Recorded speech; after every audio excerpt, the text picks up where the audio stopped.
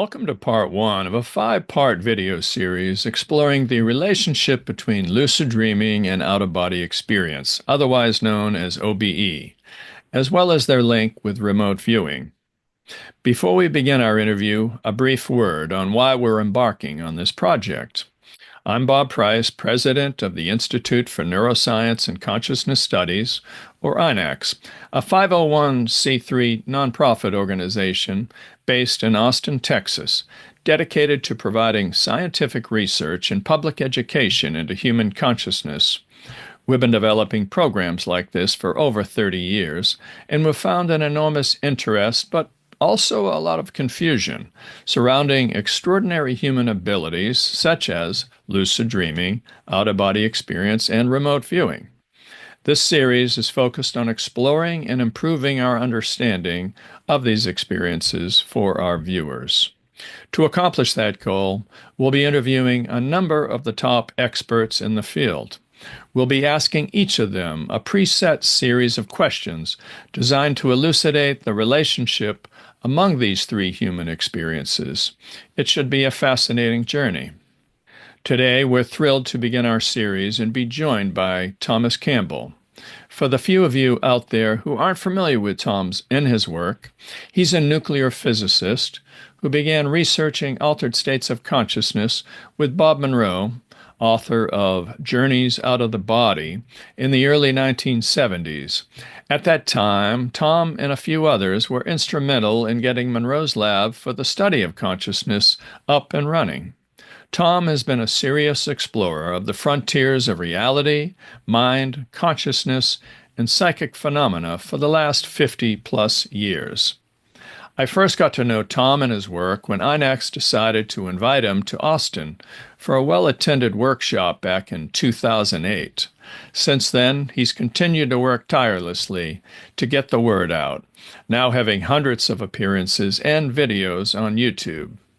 Please join me now in welcoming Tom Campbell as we explore the fascinating relationship between lucid dreaming, OBEs, and remote viewing.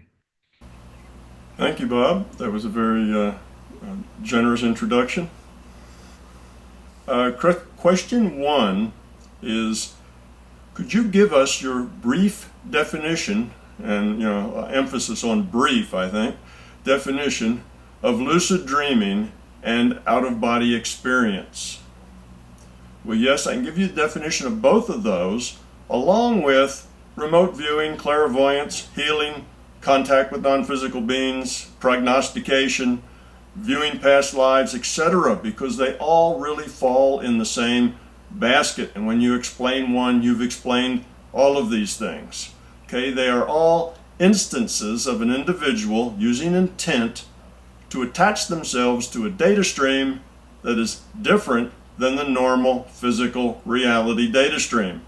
Now, unless you've read my book or watched my videos, you probably don't really understand what I just said. But we are going to get into that more, because question number two is, do you have a conceptual framework, etc., etc., and then we'll get to that. These words will make a little bit more sense. Okay, but these two, the lucid dreaming, out of body, and I'd like to throw at least remote viewing in there with them, because they're all really so similar that they really differ mainly by the goal, the intent, the approach, focus, beliefs, and expectations of the practitioner, rather than anything fundamental. Okay? The mechanics of how they work of all of these experiences are very similar. Lucid dreaming, remote viewing, and out of body are the three of that longer list that I just mentioned, where the intent is to travel, to experience alternate realities. You see, intent is very important. Intent drives what happens for the most part. Okay, remote viewing and out of body in locale 1 are very similar. Okay, but they also have very similar intents. What's different is the approach, the focus, the beliefs, and the expectations. Okay, if you're remote viewing, your approach is just to lie down or sit in a chair, close your eyes, and somebody walks out and says, I've got coordinates in this envelope. go take a look and tell me what you see. Okay, that's the approach. And then you, as a remote viewer, go do that with your intent to go see what is at those coordinates. If you're doing out of body, then you have a much longer ritual to go through. You get in an out of body state, and then you have an intent to go see what's going on at those coordinates. It's exactly the same, and you come back with probably similar information. Okay. They accomplish the same thing because their intents are very similar. Lucid dreaming and out of body, say locale greater than one. Now I'm using these terms locale one and locale greater than one. If you've read Bob Monroe's book, Out of Body, he defines those. Locale one is basically near Earth. So you see things that are in this physical reality. Okay, and the locale 2 and 3 are different reality frames altogether. They have nothing to do with this physical reality. So those are the differences. So if you're in a locale 1, that means you're looking at things going on here in the physical reality, or you're remote viewing, looking at things going on in the physical reality, are really not very different, other than the process of how you get there. Okay, that's the only difference. So similar intents get similar results. It's the approach, the focus, the beliefs, and the expectations that are different. All right, now because of the approach, belief, and expectations, out of body is the hardest, but also the least constrained. And why is it the hardest? Because people think they have to get out of their body. The remote viewer doesn't get out of his body, but people doing out of body feel like they need to get out of body. And unfortunately, that term has created a lot of difficulty. I don't know if you hear that woof woof in the background, but I have a little dog who's around here, so please ignore. That's not me. I don't bark while I talk, at least not often. Okay, it's the hardest. Out of body is the hardest because we have beliefs and expectations that go with it. That something comes out of our body. Our consciousness lives in our body. And then, when we do our rituals to get out of body, we let that consciousness come out of the body, and what does it see right away? Well, it sees its body lying in the bed fast asleep. And then it uses its intent to move off and do something else. Why does it see its body? Because there's a belief that you're a consciousness coming out of your body, and what else would you see but your bedroom and your body? So those are all expectations, and that's why you have that going on and that happening, because they're expectations. And you'll notice as Bob got further along in his book, and as those of you who go out of body get further along, the idea of being in your bedroom and looking at your body kind of disappears into the background. It doesn't really happen anymore because, all right, you've done that, you've been there, done that, and it's no longer that cool a thing to do, to look at your body, and to go through your house and make sure all the things are where they're supposed to be. And you do that experimentation early on when you're still learning and still trying to prove things to yourself. But it's unnecessary, and it's just part of your expectation. Remote viewing is the easiest, but it's the most constrained. It's easy because you just sit there, close your eyes, and somebody comes out and says, I've got some coordinates here. Go to them and tell me what you see. Well, no ritual involved in that, right? You just do it. So it's the easiest to do, but it's very constrained because they have the belief and the expectation that they're just viewing. They're just getting a picture. So, and it has to be some picture at these coordinates where they are. So they're kind of constrained to locale 1. They've constrained themselves just to the physical reality because, well, after all, they're just viewing something in the physical world. So with that belief and expectation, that's all they get. And they may not even be able to move their viewpoint around because they haven't defined in their system a way to move. They're just viewing. Now, as they get better at it, they can realize that, well, maybe I just don't get this view. I'm a moving platform, and I can move around and take views from different angles. And then the remote viewer said, well, do we just have to remote view in physical reality? Can't we remote view, say, the future or the past or some other reality? And guess what? Yes, they can do that, and it works just the same.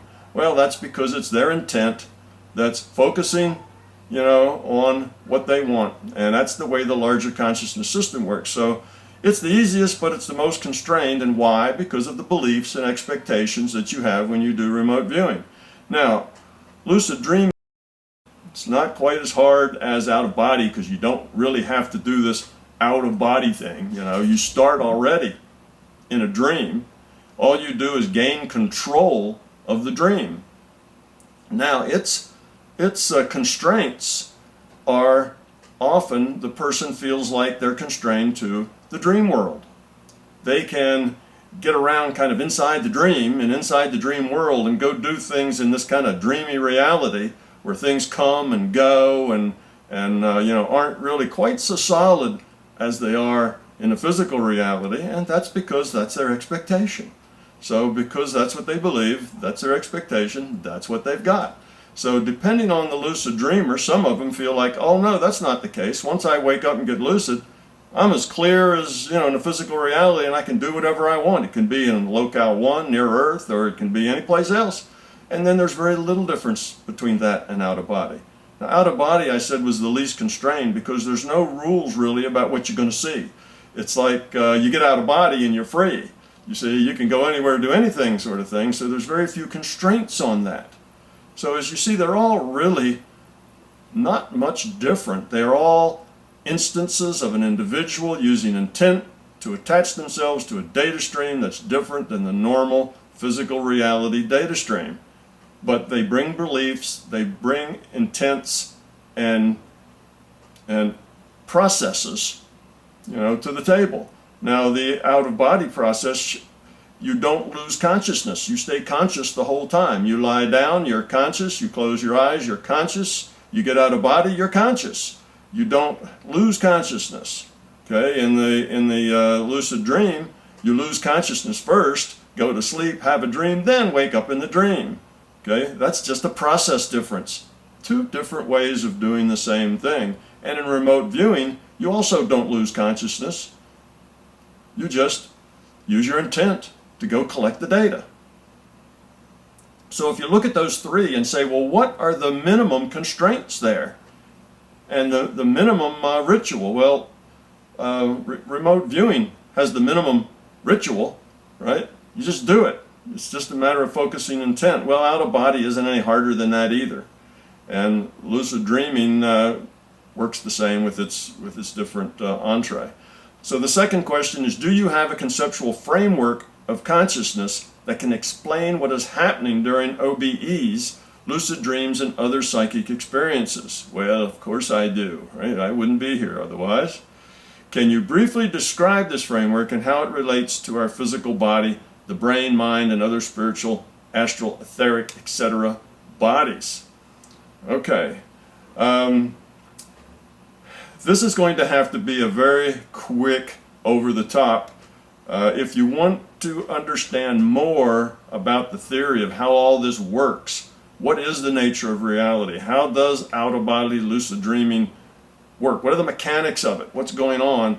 And how does it relate to you, the outside world and, everything else? Then you need to go to YouTube. And if you go to my YouTube channel, which you can go to YouTube and write Thomas Campbell in, and it'll take you there. Or you can go to YouTube and search on TWCJR44. TWCJR44. That's my ID at YouTube, and that'll bring you up to my main page. There you will find about 200 videos, which are the talks and lectures and other things that I've done. So I know that's enough to get you lost, 200 videos. So find the Calgary workshop video. It comes in 3 parts, a Friday, a Saturday, and a Sunday. Friday's just a short introduction. Saturday is about 7 hours long. It's in 3 segments, and that's the theory. So if you want to understand it, that's the one. Sunday is the applications like out-of-body, healing with your mind, remote viewing, that sort of thing. So that's where the more the detail is. And then if you need more detail than that, the books are free on Google Books. You can read them there or buy them from Amazon or wherever else you usually buy books, and then you'll get a lot more detail.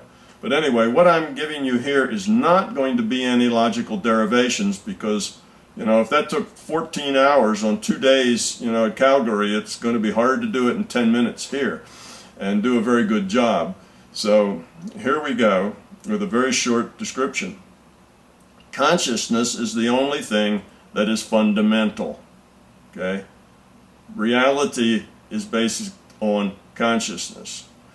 Our physical reality is a virtual reality. Okay? Now, consciousness is an information field. Okay? All of our reality is information. All the data that's coming to you right now, the audio, video that you're getting, is all information. It all ends up impinging on your retina and on your eardrums into electrical signals and pulses, and becomes patterns of neurons in the brain and so on. It's all just information, and you interpret it to be what you're hearing and seeing. Your interpretation is personal. This is how you define your reality. It's the data, it's personal. Everybody lives in a different reality because everybody interprets the data differently. You see? Okay, so we have this consciousness system. It's digital, it's information. It's a big information system. And our physical reality is a virtual reality. Well, the only other thing you need to know to kind of work through what we're going to talk about today is that part of the mechanics of how this works is that the virtual reality, our physical reality, and when I say that I mean our universe, everything in our universe, this physical reality creates, it's rendered by information. Each of us get our own independent data stream. It's a multiplayer game. Now, when I say virtual reality, think World of Warcraft, think The Sims, or any of those other games that you probably deny playing, but think that your children play, right? But most adults, most people over 40 deny that they play those games. But anyway, I'm sure your children do, or your grandchildren, and that's what I mean by virtual reality. So we're in this virtual reality, and there is data that is recorded. The way the virtual reality works is that it's a probabilistic reality. It's not a deterministic reality. It's probabilistic, and there is a database that I call the future probable reality. That's everything that might happen, everything that could happen, and the probability that it will happen. So that's a lot of stuff. That's all our choices as they stand right now. Then there's the present, and that's where all the action is. All free will choices are made in the present. Yes, we have free will. That's part of the system. Okay, and secondly, there is this, well, I guess thirdly it is, there is the past databases. Now, I break that into two just because it's conceptually easier for you, but it's all just one big past database. There's everything that we actually choose to do. In other words, what happens here in this physical reality. There's all of that. That's, I call our actualized physical reality. And then there's all the things that we could have done, that possible for us to do, but we didn't, and the probability that we might have done that. Okay, that's the non-actualized history database. Now, all of that's going on in this virtual reality every delta t. Every delta t. You think now, Sims, World of Warcraft, okay, it's driven by time. It's a dynamic simulation. So every delta t, this gets updated. Well, delta t in this physical reality, this virtual reality of ours, is about 10 to the minus 44 seconds. That's a fast update. Okay, very, very fast. So the first history we have is only 10 to the minus 44 seconds ago. That's pretty current. That's not exactly old history. So these databases are available, and we can query these databases because we are consciousness with our intent. Okay, that's how we query them. We put out an intent. That's how a remote viewer gets its data. He says, I want to know what what is at, or I want to take a look at what's at those coordinates. Now, he doesn't know what the coordinates are. Neither does the guy who's holding the envelope. This is a double-blind process most of the time. And the reason for that isn't so much that they really want to do good science. They do that, and it's good that it's double-blind, but it's because if the remote viewer had any idea what those coordinates were, he'd start guessing. He'd start second-guessing. He'd try to use his intellect to figure it out. And that gets in your way all the time. Out-of-body people doing the same thing. They're lying down in bed and they say, oh, here's my arm. Is that a real arm or is that my out-of-body arm? You see, they're trying to use their intellect to try to figure it out, and it just crashes the process most of the time. So we don't have the process in out-of-body to avoid that, but in remote viewing they do, which is why remote viewing is the easiest to do. Their rituals are simpler. All right, so the remote viewer is just picking up information. He's querying the database. He can query the past database, which is things that have just happened, and take a look at that. And like I say, the past is not all that past. 10 to the minus 44 seconds ago is pretty recent. So he's looking at this database, and it keeps updating. As he's looking at it, he gets the next 10 to the minus 44th increment in, and so on. So he's not too far behind. That's what he's looking at. That's his query. He gets the information back. So intent can query the database. Now, when you're doing out of body, what's happening is that you go through this big ritual because you believe that somehow you're going to get your consciousness to leave your body like it had to live there in the first place. Consciousness is non-physical. Your body is physical because of our viewpoint here. We'll get to that a little later. There really is no such thing as physical and non-physical. They both are defined by the viewpoint of the observer. Okay, so when you're in a dream, that seems physical to you because that's where your viewpoint is in the dream. When you're here, this seems physical to you. There's nothing fundamental about physical versus non-physical. They're all just different reality frames. Now, each reality frame is like a different game. It's like one reality frame is The Sims, the other reality frame is the World of Warcraft. Okay, they're different games. And you can attach your data, you can attach to a data stream coming from either one of those. That means you can log on to the Sim server or the World of Warcraft server, and you're in those games. And then they seem physical to you. So now we get back to my definition that said, they're instances of an individual using intent to attach themselves to a data stream that is different than the normal physical reality data stream. So now that should make a little more sense in that context. Okay, so that's a very, very crude and simplified idea of the framework. Just enough framework to help you understand, what I've said so far. And we're not getting into too much detail. If you want to get the logical derivations of all that, then you have to go to YouTube or read the book. One other thing I might say is that if you do that, of course you should ask yourself the question, well, this is a theory, this is a model. The My Big T.O.E is a model of reality. Well, how do I know this model's right? How do I know, this theory is correct? Well, of course you never do exactly know those sorts of things. It's very hard to know anything without uncertainty. There's always uncertainty. But there is one point about it that might help there, and that is the same theory also correctly derives from first principles, quantum mechanics, relativity, and solves most of the outstanding paradoxes in physics. It describes how the reverse causality experiments work. There is no real reverse causality. It just seems that way because we don't understand how the system works. It explains the double slit experiments. It explains Pair Labs results. Pair Labs is a group of people who've been doing mind affecting matter research. PAIR it's an acronym, PEAR. It's Princeton Engineering Anomalies Research. You can Google that and go to their site and find out about them, and you see that they do very good research, mostly all PhD, academic types that are doing that. Their research is immaculate, and their probability that their results happen just by chance now is less than 1 in a billion. Nobody does research to that degree of significance. 1 in a billion, if you take all their experiments together.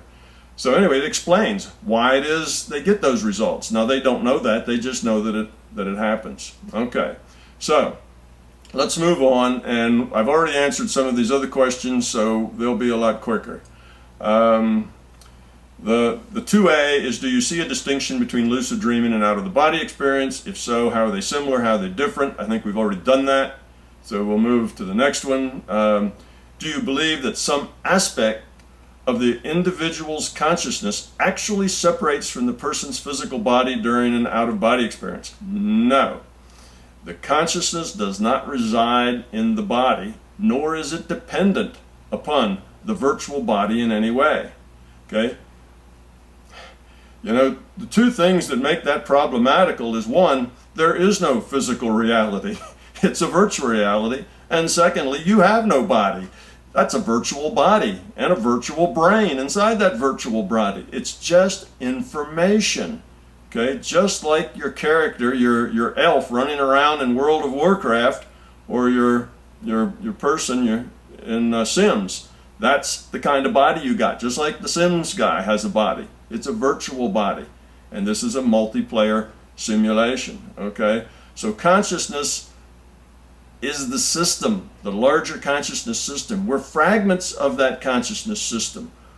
We are a part of it, okay? We are all one. We're all consciousness. So we are a fragment of consciousness that has agreed, you can say, to abiding by the rule set and this simulation. We've got this simulation. This is the virtual reality, like the Sims. Okay? Every simulation has its rule set. The rule set on the Sims says what the Sim people can do, what they can't do. Can they flap their arms and fly? No, it's not in the rule set. It's not in our rule set either. So we can't do that. The rule set's basically our science, our physics. Okay? So this is, let's see, where was I going with that? Well, anyway, the answer is no. Consciousness doesn't live in the body. Consciousness is the only thing that's fundamental. Your body's not fundamental. That's a belief we have, that consciousness must reside in the body. Then we believe, at least if you're a left-brain scientist, you probably believe that somehow the physical body manufactures consciousness. You know, it's done in little microtubules inside your brain and other things, and somehow that's creating consciousness, but never has that ever gotten any traction in the real world. It just doesn't work that way. That's the tail wagging the dog. It doesn't happen. It's a virtual brain.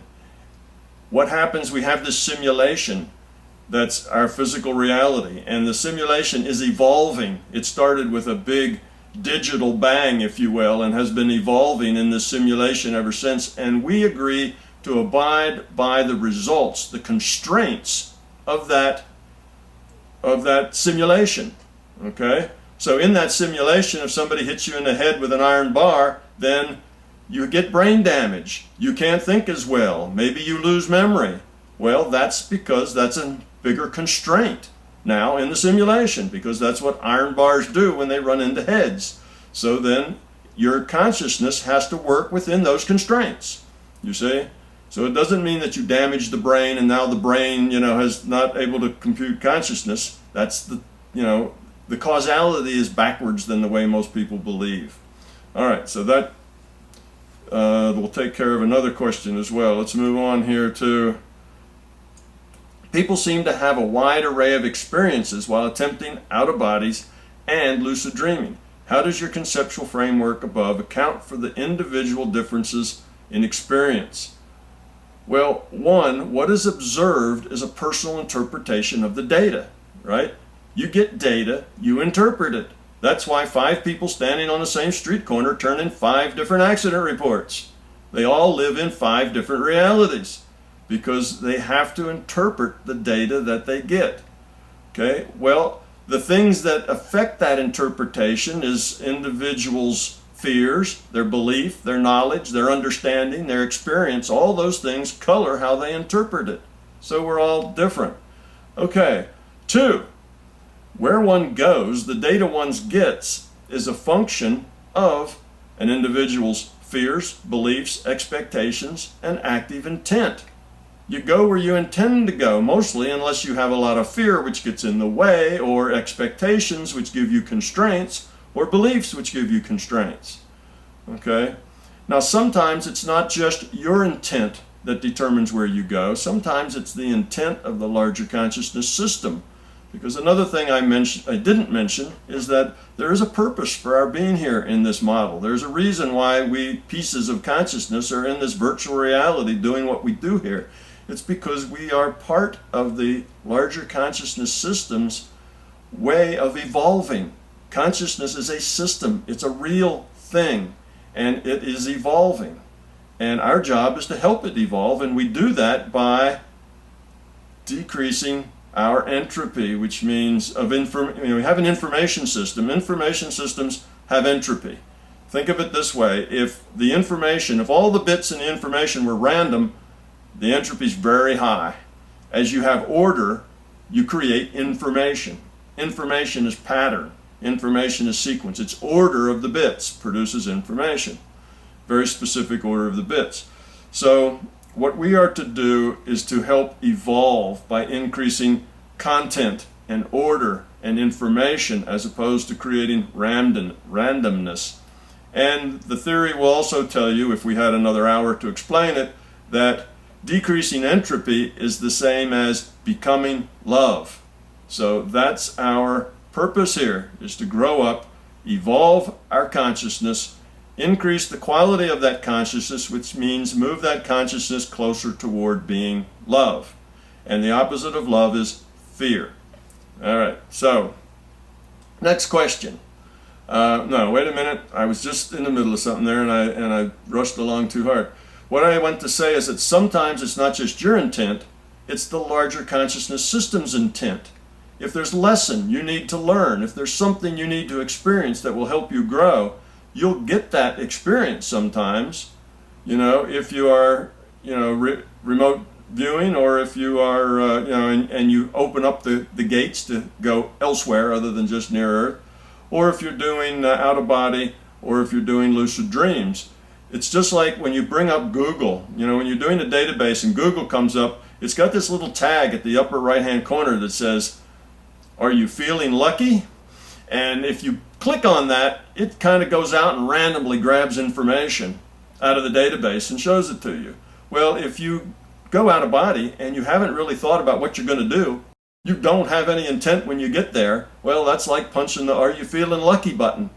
The larger consciousness system will give you an experience to help you understand what your next step is, to help you see a little bigger picture, to help you grow up a little bit. And that may be that a three-headed monster shows up and growls at you. Well, then that will be some incentive for you to learn about dealing with fear, you see. So that's the other intent involved, your intent and the larger consciousness system's intent. Next is people experiencing both out-of-bodies and lucid dreams often report strong bodily sensations such as vibrations, pulsations, and electrical sensations. How do you understand the role played by these sensations, and what do they tell us about these experiences? Well, these sensations are artifacts of the transition away from physical reality. Okay, you get similar sorts of things if you go into a sensory deprivation tank. You get very similar sorts of things in sensory deprivation. So as you let go of the physical reality, as you let go of this reality frame, you're kind of in between right in the beginning, and your body isn't used to not getting any input. Okay, you're kind of turning off the data stream from physical reality. You're looking for that data stream to the, another reality, a different reality. And in that in between, the body deprived of the physical data, the physical reality data, starts feeling, seeing, and hearing things. Okay, that's the way it is. So it's that kind of a thing. Now, they can be useful as a good signpost for the beginner. So if you're a beginner, and beginners tend to have these much more than old hands, the more experienced you get, the less this happens. Eventually, it doesn't happen at all. It just goes away, okay, because your ego is no longer attached to it. But when your ego is attached to the process, oh, what am I doing now? What's going to happen next? And this and this, and you're starting to lose track of the physical, you start getting these things, and as soon as you get them, you zone in on them, and you have your intent focused on them. Well, that's like going to the dentist and having your intent focused on how painful it's going to be, right? The dentist just steps up to you and touches his drill, and you scream, because you've got all this intent focused on that pain. Well, it's sort of like that. You're lying here and you're waiting for something to happen. Well, okay, now your body starts to pulse. You hear a buzz, a flash of light, and oh wow, you focus on it. Well, that just drives it. It makes it stronger. You see, so that's what I mean by your ego gets attached to it. That sort of thing happens. So the strength and degree of the distraction of the sensation tests the readiness of the individual often to successfully go out of body. So if you have a lot of fear, you shouldn't really be going out of body, because in an out of body state, what you will find is what you are and what you create. That's an environment, that's a different reality frame here, and it's one that is not as buttoned down here. The rule set there, it's another virtual reality. Just like this is a virtual reality. All realities that are experiential are virtual. So you go to this reality where the rule set's very lax. You can create there with your mind. If you're frightened, you will probably create a monster of some sort or some bad thing happening. So if you go there full of fear, you're going to have a very scary experience, and it won't be a lot of fun, and probably you won't want to go back again. And it may sour you on the whole thing, which would be a shame, because now you're further behind than what you were when you started.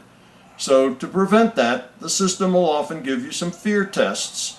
It may throw, not only do you have this pulsations and weird noises and sounds like somebody's breaking into the house and all these other fear thoughts come into your mind, but the larger consciousness system can add to that.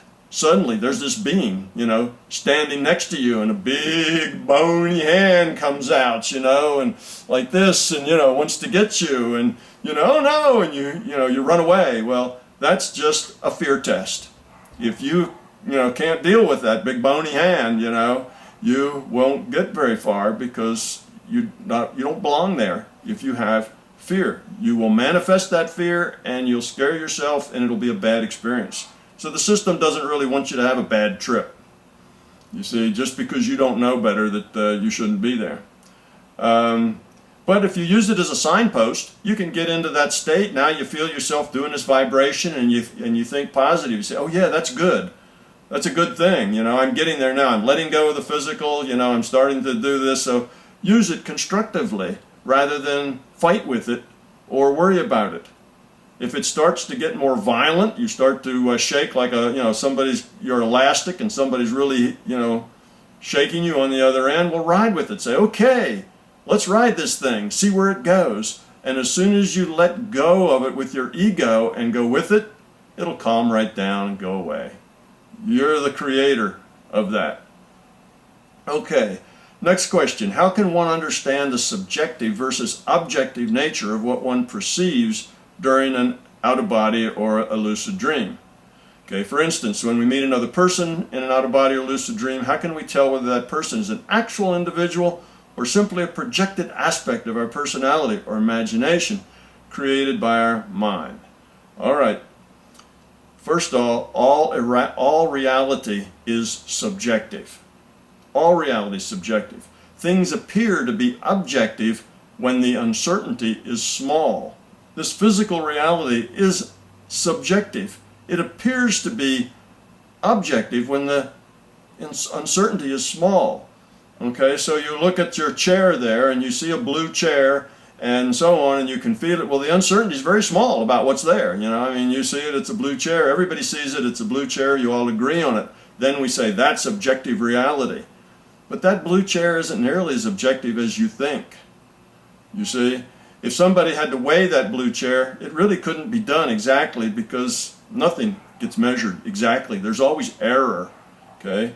There's always not only human error, but measurement error, and there's error in the tools. So nothing really has an exact size or weight or volume or anything. There's always uncertainty about what anything is, but with that chair, the uncertainty is very small. It's in the 5th decimal place, you see, so it appears to be objective. Whereas when you do something like a psychology experiment, and when you're talking about what humans think and how they act, there's a lot more uncertainty involved in that. That's why they're called soft sciences and not hard sciences, because hard sciences deal with things with little uncertainty and soft sciences deal with things with more uncertainty, you see. And all the hard scientists will tell you that soft science isn't really science. They just, call themselves that. And the soft scientists, of course, they don't like that at all. They're science, but they have to do their science in the soft science world with statistics, you see, because they have so much uncertainty. They need statistical significance to show results, as opposed to, here's a blue chair, look at it. You see, that's what the hard scientists have. So it's a different kind of world. And then you get into out of body, and you're talking to some non-physical creature. Now, how much uncertainty is there with that? You see, well, a whole lot of uncertainty. Okay, so there are 2 ways, okay?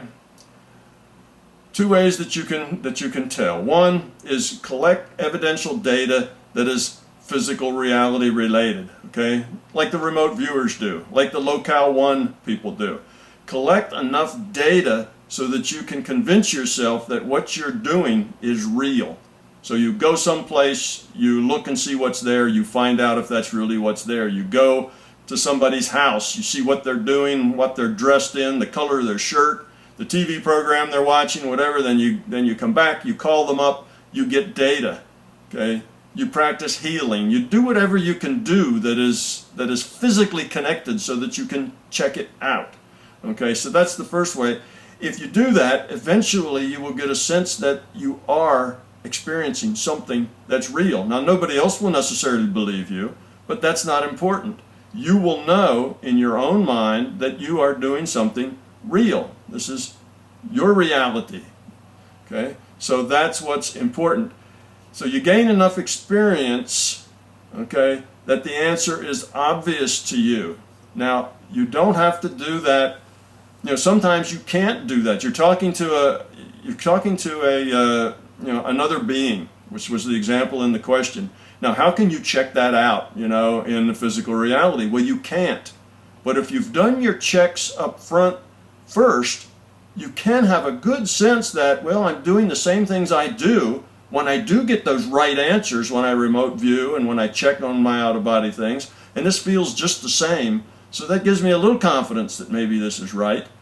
But the key item here is you have to stick with it long enough to get enough data to make a good decision, whether that's real, whether that's inside data, which means it's coming from you, from inside of you, or outside data, which means that data stream's coming from something else besides you. So it just takes time. The big mistake people make is that they'll talk to some non-physical being and they immediately think, am I just making that up or is that real? And then they think, well, there's no way to tell. And then they think, so what's the point? And it's all over, you see, now they're done. The mistake is thinking that you should have enough evidence immediately. Talk to that individual for 6 months. Talk to that individual, make a relationship, make a friend, you see. You have to do it often enough so that you have a history. You have a lot of data collected. By then, 6 months later, 3 months later, you will know whether that's inside data that you're making up, that you're creating, or outside data. Because in that amount of time, you'll cover enough ground that you'll know what's coming from that being is not something that's inside of you. Because it will say things, have attitudes, do whatever, that just, don't feel right for you. They're not yours. Again, you can't convince anybody else. Don't try. It's all about you and your reality and what you know and think. You know, I have a saying that I always use, and that if it's not your experience, it's not your truth. So you have to first have the experience before it can become your truth. All right. There's very little point in trying to convince others. You know, if you try to convince others, you put them in this spot of they can either believe you or disbelieve you. How can they have the experience? You know, they can't have your experience. Now, when you put people in a position of having to believe you or disbelieve you, you know, that's not really very helpful, is it? So what if they believe you? Okay, I believe whatever you tell me. Well, that doesn't really take you very far. And so what if they disbelieve you? Well, that's not useful either. So neither of those are particularly useful. You just have to accept your own experience, find your own truth, and learn to live gracefully with uncertainty. That's important. Live gracefully with uncertainty. Okay? Because you will not prove these things. You will only gather evidence. And if you gather enough evidence because you have enough experience, you feel fairly confident. You know, give it a 0.9 or even a 0.99 that this is you know, something that you know, it's a truth. And let it be a 0.01 or a 0.1 or a 0.5 or whatever that maybe it isn't. Maybe you are just tricking yourself. This is called open-minded skepticism. It's the only way to do this. You have to be open-minded about what you're doing, otherwise you'll never try anything new, but you have to be skeptical. You have to accept uncertainty. There's very few things that you should have in the probabilities 1 or the probability 0. That should be a very scarce, you know, very few number of things go there. It's like, well, I've talked to this being for a long time. It really seems like it's outside of me. Then I'll say about a 0.95 that it's outside of me. Oh, they told me that. Now, I never would have thought of that. I just raised it up to a 0.99, you see.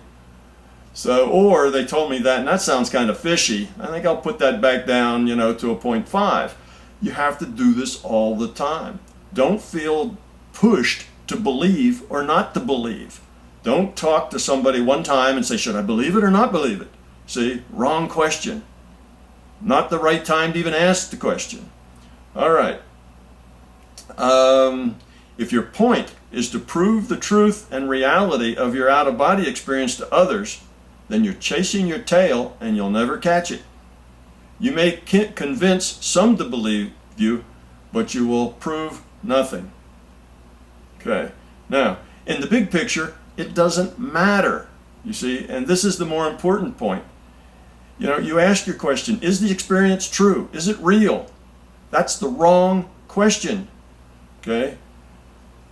In the big picture, it's also a meaningless question. How does one define true or real? That it is physically objective in the physical reality, virtual reality? Nothing can be true in any reality frame unless it's true in the physical reality frame? That means the physical reality frame is the only true reality. All other reality frames are false. Well, that's a belief. And that belief can be no more, you know, is not logical. Okay, and it is a belief. The logic is circular. There are no other reality frames because there can be no other reality frames. That's the logic. Well, that circular logic means nothing, you see. Is the data coming from inside of me or outside of me is a better question, and it can usually be answered by experience, like we just said, but never widely proven to others. Belief is not an intellectual process, so it cannot be readily changed by an intellectual process. Is the data coming from inside or outside requires a differentiation between you and the larger consciousness system. You being inside, the larger consciousness system being outside. At the most general level, you and the larger consciousness system are one. Go inside of you and what do you find? Consciousness, part of the larger consciousness system. So is it coming from inside you or outside you? What's the difference? Does it really matter if the source is inside or outside? If it's useful? So if you get some useful information that helps you evolve, helps you grow up, helps you evolve the quality of your consciousness, Does it matter where it comes from? No, it doesn't matter at all. Is it useful? That's the question to ask, not is it real? Is it insiders and outside? That's the ego wanting to know. There's this, there's this phrase you've probably heard. What is it? Inquiring minds want to know. Well, I've changed that to inquiring egos want to know. That's what's going on there. That question is, well, was that me? Is it real? That's your ego wants to know if it's real.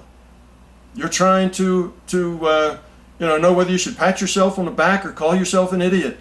You want to validate what you're doing, and if you can't validate it right now, well, what do I do? That's a blind alley. So that's not the right question to ask. Is it useful? Do I learn from it? Am I a better person for having had that experience? Am I onto something here? What am I learning? So now guess what? If you go out of body and to you it's the same thing as going to a carnival, you're just out there to see the sights and get on some fun rides and get some wow gee whizzes and maybe take a peek in the girls' locker room and do a few things like that, then you're not likely to learn much that way because you're not really interested in learning and your intent isn't about learning, and it'll never really amount to much and it'll be difficult to do and you'll never get very good at it and da da da da da. But if you're working on growing up, then obviously the question is that useful? Am I growing up from this experience? Then these other realities will begin to open up to you and show you things that will help you grow up. If it's a carnival ride, dead end, doesn't go very far. You see, so that's what I say. A lot of it has to do with what you bring to it.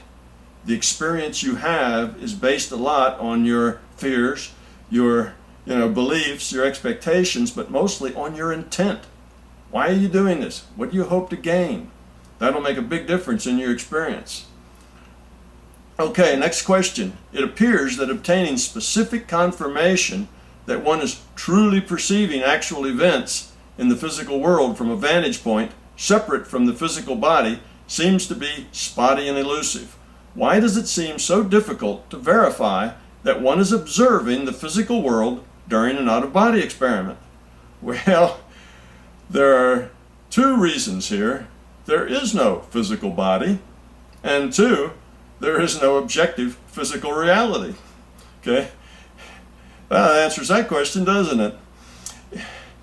Why does it seem so difficult to verify that one is observing the physical world during an out-of-body experience? Well, there's neither a physical world nor an out-of-body experience. If there were, a physical body, and that did have a non-physical body coming out of it, and that non-physical body did look around at a physical world, you would expect it would see what would be there, right? It would just be like taking your camera out there. Well, it isn't, is it? Well, that's because that's not the way it works, you see. The PMR you think is objective exists only in the present as rendered information to a multitude of individuated units of consciousness. That's you and me and everybody else sitting in the room and the rest of us.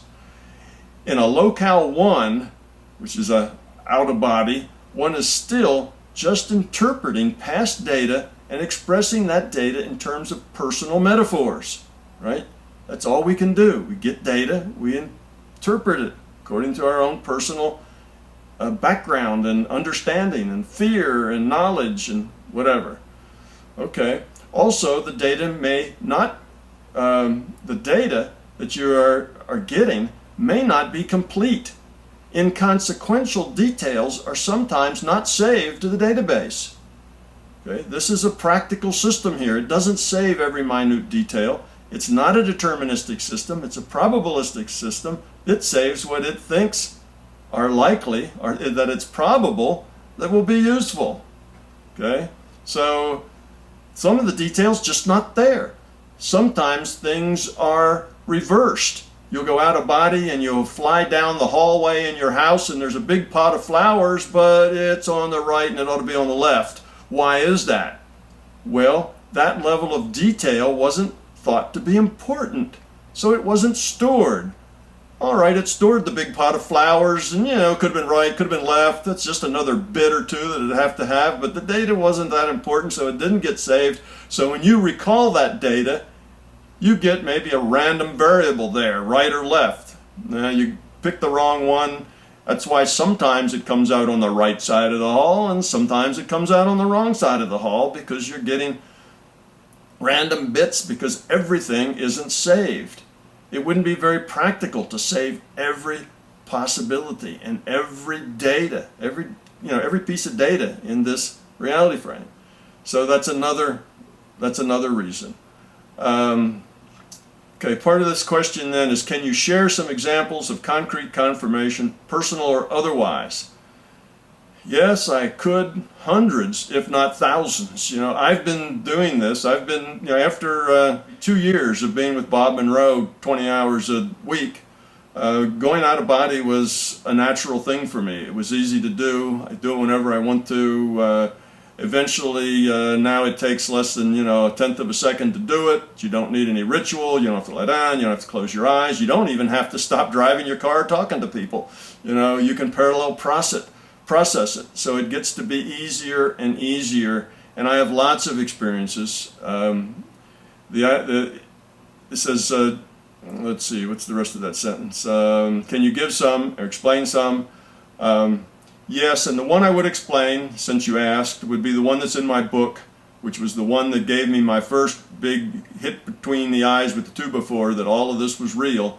And that was when Dennis Menerick and I were asked by Bob Monroe at the lab to go out of body together.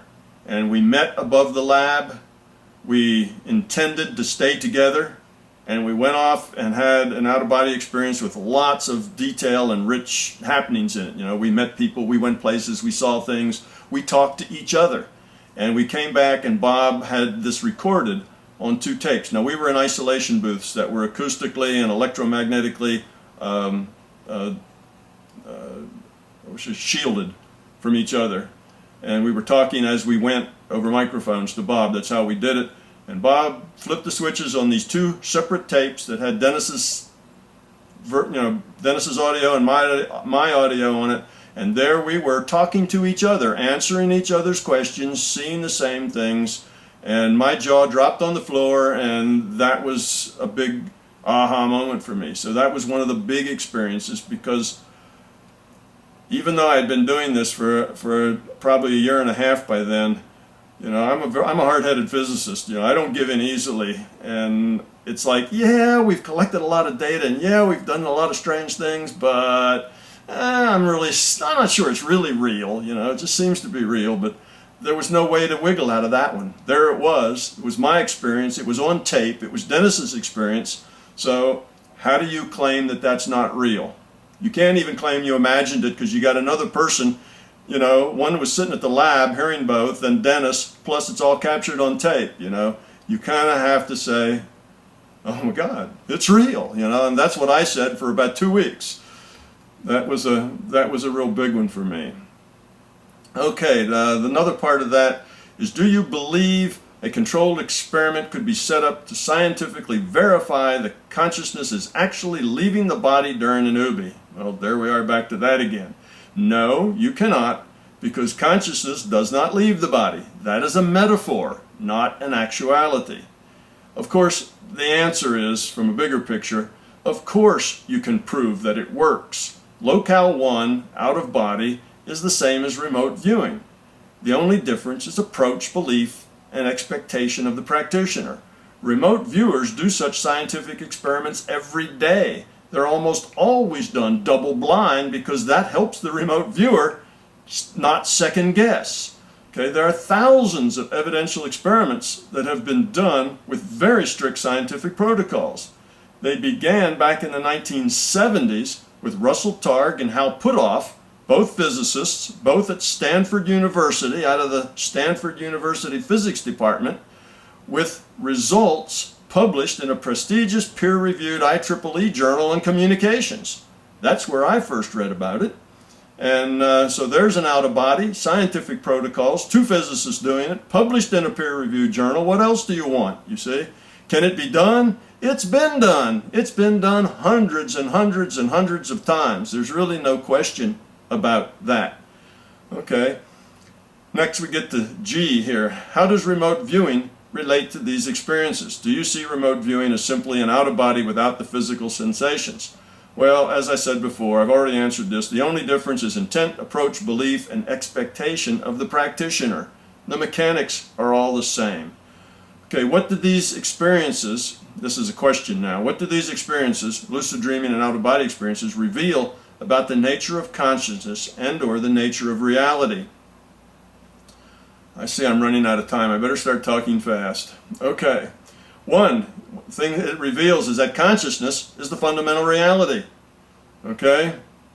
Because consciousness can be in the physical reality, can be in the dream reality, it can be in the out-of-body reality and the remote viewing reality, and if consciousness is the one that can do all the realities, why would one of those realities be more fundamental?